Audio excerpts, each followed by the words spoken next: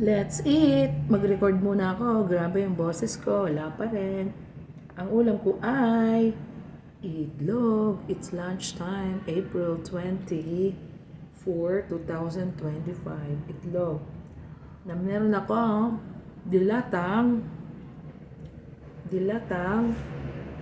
sausage.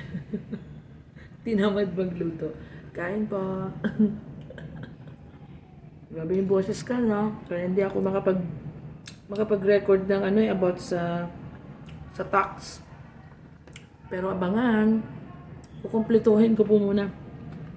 And pagalingin ko lang yung pause ko kasi hindi ako makapag-discuss ng about sa tax sa mga binabayaran.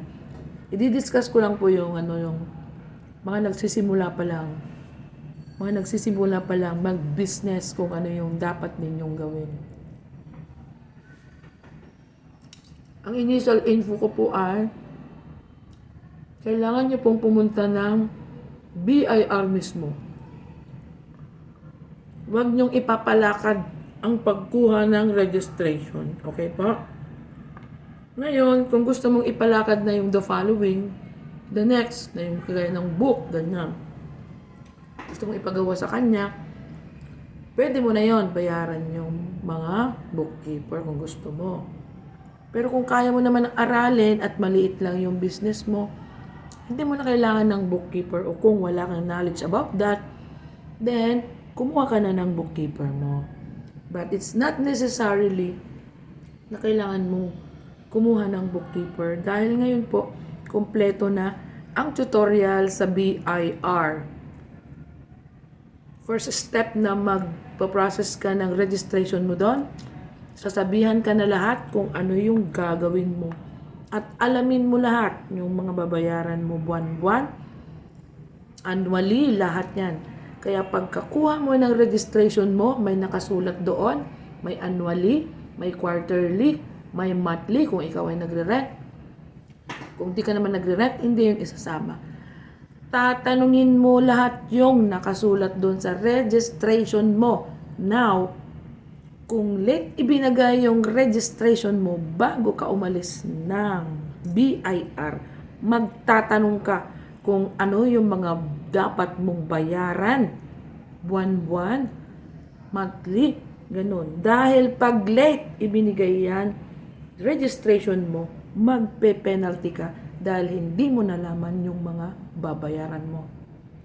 So, bago ka umalis ng pintuan ng BIR, kailangan mong tanungin yung mga dapat bayaran. Okay po? Mamaya na po ako magsalita dahil nahirapan na ako magsalita. Kain muna ako. Kain tayo. Kaya mag-ingat. Kahit pakilala mo yan, mas magandang pumunta mismo sa BIR.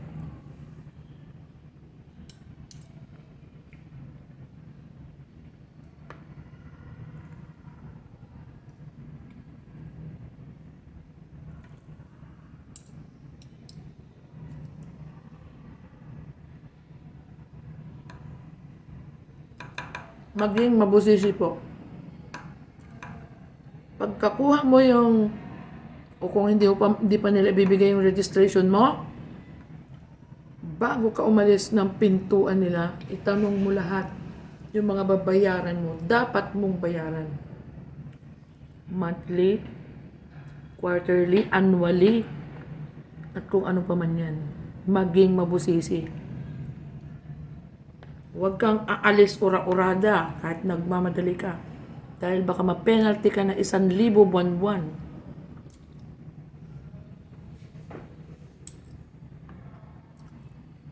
Pag inoferan ka na ako na ang maglalakad, then tanungin mo kung ano yung mga dapat mong bayaran para maiwasan ang penalty.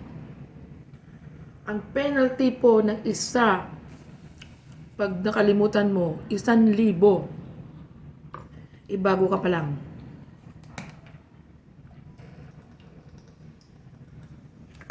Pag bago ka pa lang, siyempre, baguhan ka, wala ka pang kita. Kagaya ko, wala pang kita. Tapos mape-penalty ka kaagad dahil sa kulang ka ng information. So dapat sa mga bagong magninegosyo dyan, alamin mo ang dapat na mga responsibilidad mo sa BIR. Dahil pag hindi mo to inalam at nagkampante ka doon sa pinagpaprosesan mo at busy-busy ang taong nag-process noon at hindi na niya nasabi sa yung mga info na dapat mong gawin, penalty ka. Wala kang magagawa nun. Walang patawad doon sa BIR. Pag sinabing penalty, is penalty. So you should know your responsibilities. Alamin mo ang mga dapat mong gawin. Bayaran. Buwan-buwan, annually man yan, quarterly man yan, kung ano pa man yan. Alamin mo lahat ng detalyado. Ngayon, kung ipagagawa mo yan sa bookkeeper, tanungin mo rin yung bookkeeper kung ano yung mga dapat bayaran. Kung hindi ka niya masagot, pumunta ka sa BIR.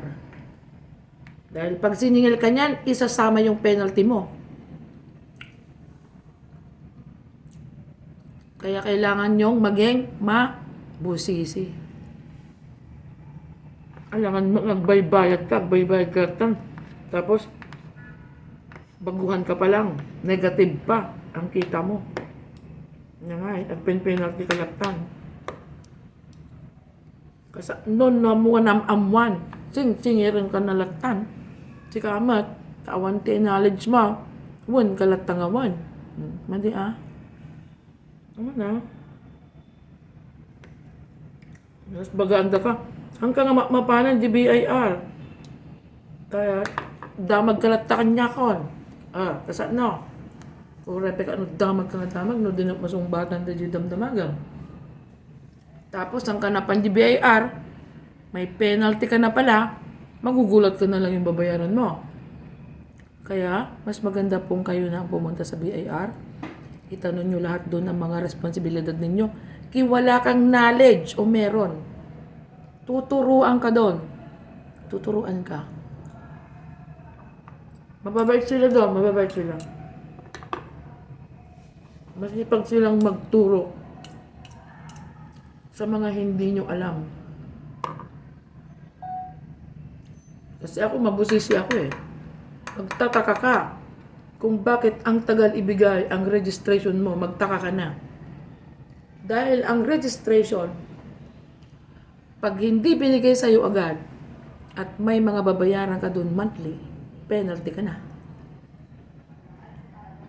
Dahil nagkampante kang aantayin na lang yung registration mo.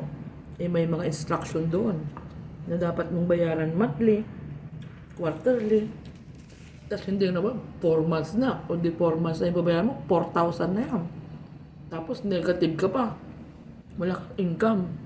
Saan ka kukuha?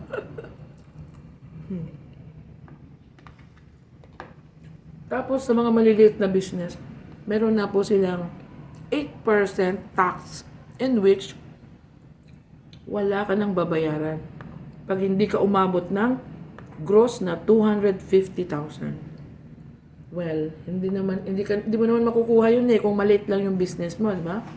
Hindi mo makukuha yun. So, wala kang magiging tax. Wala kang magiging problem.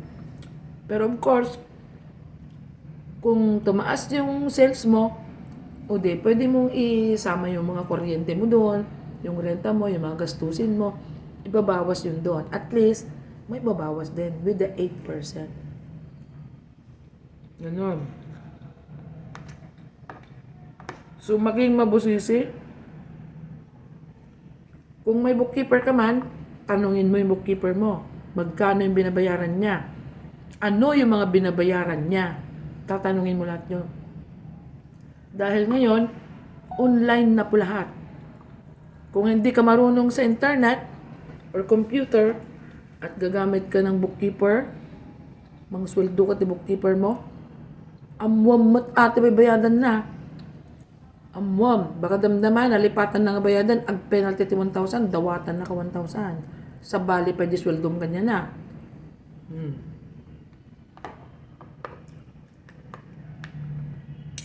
Siyempre, mahal ang bayad ng bookkeeper. Kaya nga bookkeeper eh. Nag-aral yan sa kolehiyo. Siyempre, babayaran mo ng tama. Pero ikaw, na may-ari, may karapatan kang magtanong sa kanya kung ano yung mga binabayaran niya, yung mga resibo, yung mga binayaran niya mismo. Tatanungin mo. Ngayon, kung wala ka naman pakialam, marami kang pera, hindi pabayaan mo na marami ka nga Pero that's business. Business is still a business. Kailangan mo kumita, kaya ka nga nagbi-business, di ba? Ngayon, kung mapipenalty ka na mapipenalty, saan napunta yung kita mo? Sa penalty.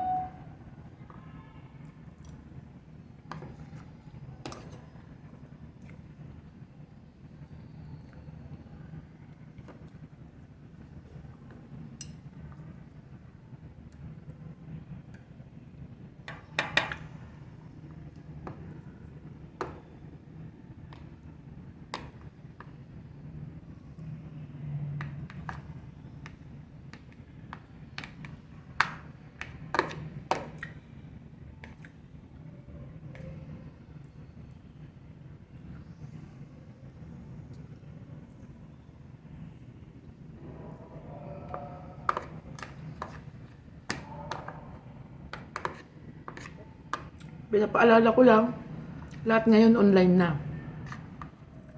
Kaya ang alam ko, pag kukuha ka ng registration mo, on that day, makukuha mo na dapat yon.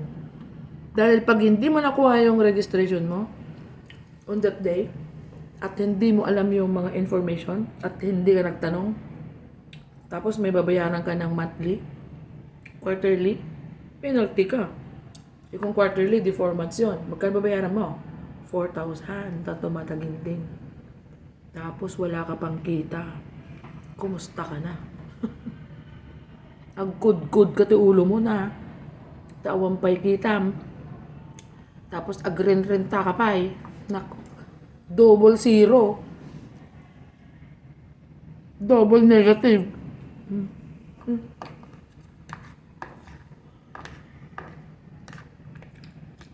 Wanti may tulong na rin ka. Kung pag wala ka di BIR, apay reimburse da. Handa ka reimburse na ta. Kasi basol mo, tadi ka nagdamdaman. Tata, handa mong ibaga di information. Wala na. Wala pa. Bago ka, maglukat di business mo.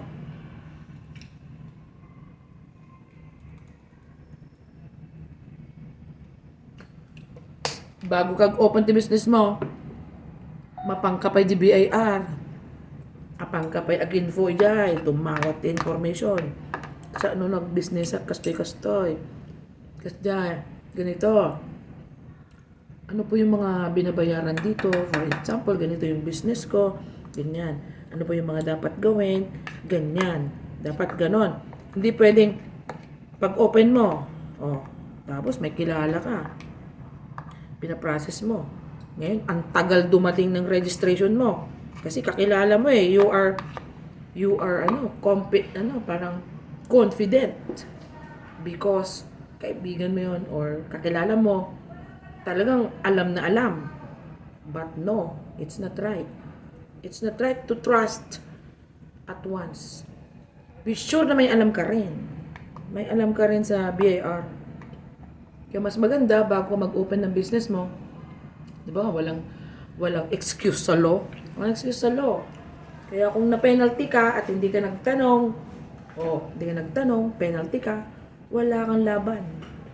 So, kailangan mo, bago ka mag-open ng business mo, pumunta ka muna sa BIR.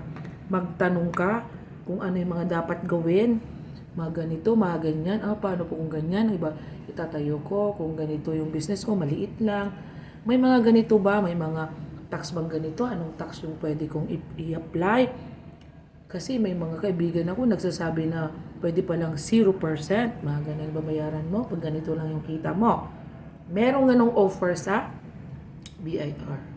Well and good sila ay informative. Lahat na mga gusto mong tanungin, sasagutin ka doon. They are accommodating. Lahat ng mga katanungan mo. May mga computers doon, tuturuan ka. Ngayon, if you are not knowledgeable with your computers, tuturuan ka pa rin. Itong pipunditin mo, nanay. Ito yan, or sila na po yung gagawa para sa'yo.